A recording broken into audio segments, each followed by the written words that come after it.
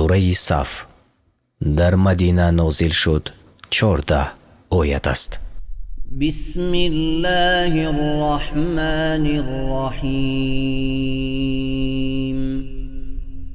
به نام الله بخشاینده مهربان. سبح لله ما في السماوات وما في الأرض وهو العزيز الحكيم. خدا را تسبیح گویند هرچی در آسمان ها و در زمین است و اوست پیروزمند و حکیم. یا ایها الذین آمنوا لم تقولون ما لا تفعلون. ای کسانی که ایمان آورده اید چرا سخنهای میگویید که اجرا نمیکنید؟ كبر مقتا عند الله أن تقولوا ما لا تفعلون. الله سخت به خشم می آید که چیزی را بگوید و به جای نیاورید.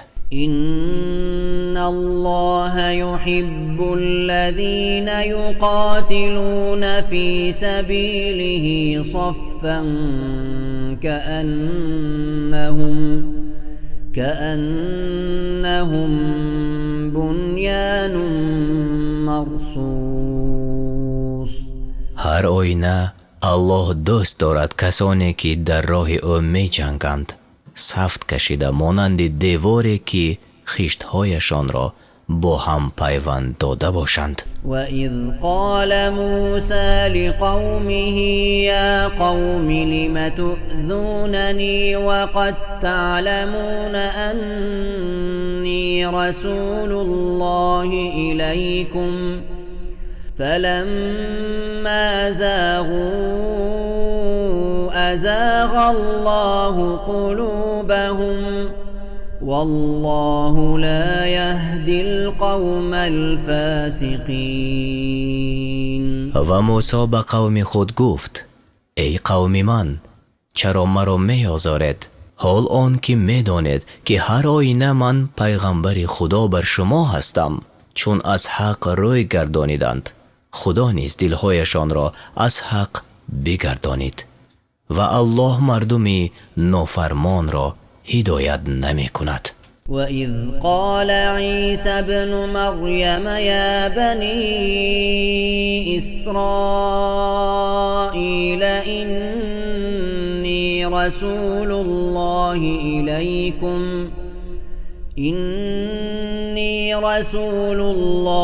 إليكم مصدقا لما بين يدي من التوراة ومبشرا برسول يأتي من بعد اسمه أحمد فلما جاءهم بالبينات قالوا هذا سحر مبين. و عیسی بن مریم گفت ای بنی اسرائیل هر آینه من پیغمبر خدا بر شما هستم. تورات را که پیش از من بوده است تصدیق میکنم و به پیامبری که بعد از من می آید و نامش احمد است خوش خبرتان می دهم. چون آن پیغمبر با آیات روشن خود آمد گفتند این جادوی است آشکار. ومن اظلم ممن افترى على الله الكذب وهو يدعى إلى الإسلام والله لا يهدي القوم الظالمين.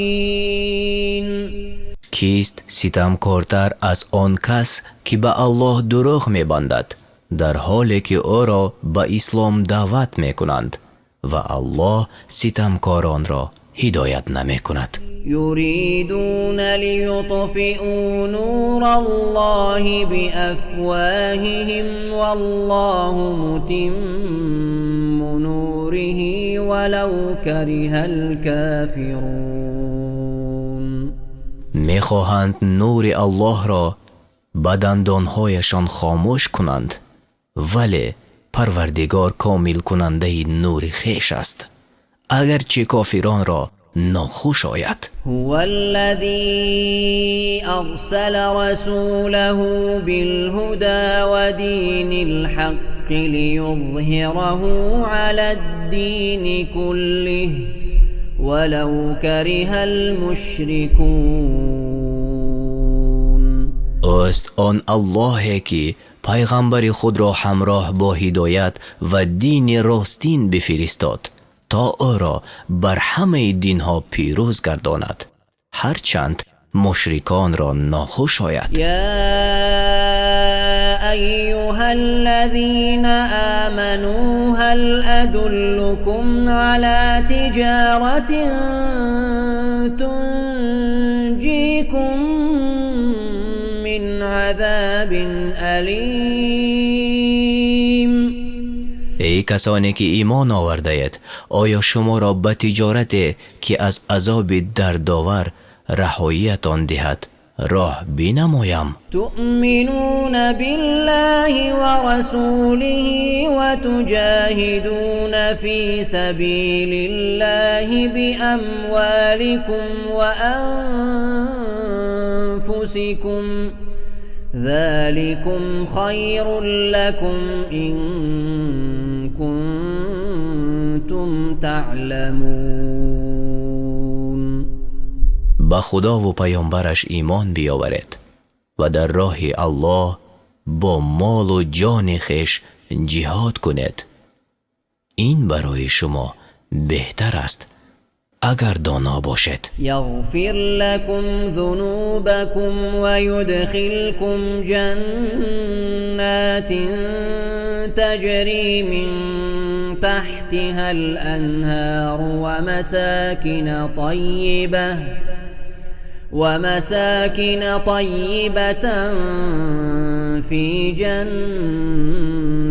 عدن ذلك الفوز العظیم. گناهان شما را می آمرزد و به بهشت هایی که در درونش نهرها جاری است و نیز خانه های خوش و پاکیزه و در بهشت های جاویدان داخل می کند. این پیروزی بزرگ است. و اخرى تحبونها نصر من الله و فتح قریب و بشر المؤمنین. و نعمت دیگر که دوستش می دارد نصرت است از جانب خداوند و به پیروزی نزدیک، فتح مکه مؤمنان را خبر خوش ده. يا أيها الذين آمنوا كونوا أنصار الله كما قال عيسى ابن